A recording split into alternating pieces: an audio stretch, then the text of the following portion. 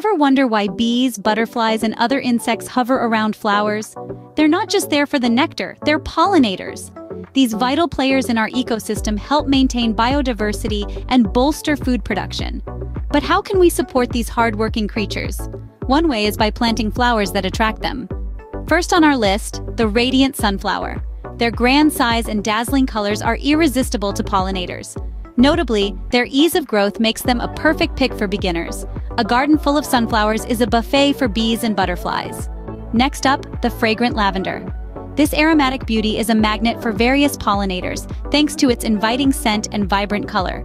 Plus, lavender is drought-resistant, flourishing across diverse climates with ease. Bees absolutely love lavender, and so will your garden.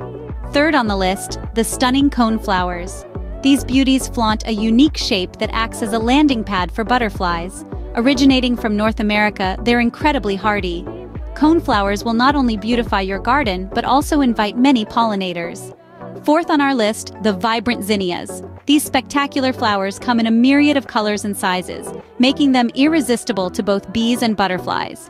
Easy to grow from seed and quick to bloom, zinnias offer a feast of nectar for our buzzing friends.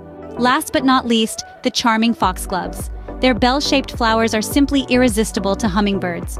With their towering stature, they add both height and drama to any garden setting. Foxgloves will not only add elegance to your garden, but also bring in our feathered pollinators.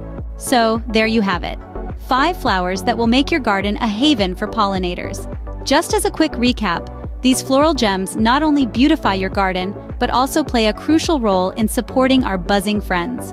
From sunflowers to foxgloves, each flower brings a unique charm and serves as a valuable food source for different pollinators.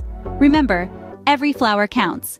Don't forget to like this video and subscribe to our channel for more gardening tips. Together, we can make a difference for our pollinators.